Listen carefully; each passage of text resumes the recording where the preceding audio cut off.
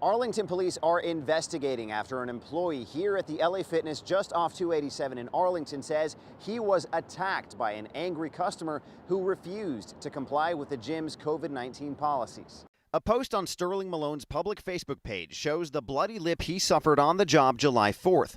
Malone says that day he told several customers they needed to wear a mask while working out. While most complied, Malone says one customer refused, started getting irate, and sucker punched me in the mouth. It's unfortunate that as adults, you can't comply with rules. Day Mitchell owns fitness store Nutrition Nation just a few yards away from the gym where Malone works. He's a good friend of the store and all-around good guy. Like neighboring LA Fitness, Mitchell's store has signs that clearly state masks are required inside. Now, I haven't ran into an irate customer like that yet, and I hope I never do. But more and more stories are popping up across North Texas of angry customers lashing out at employees enforcing health and safety regulations.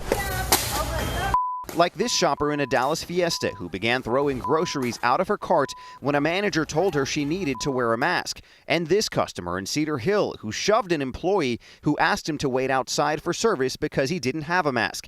Mitchell says he understands customer frustrations, but there's no excuse for attacking workers who are risking their health to make ends meet. If we just work together on this, we can get past all of this. Malone's Facebook post identifies the man he says assaulted him. However, we are not broadcasting that information as it has not been confirmed by Arlington police. A department spokesperson says they have made contact with that individual and they're working to confirm if it's the same person involved in the alleged assault.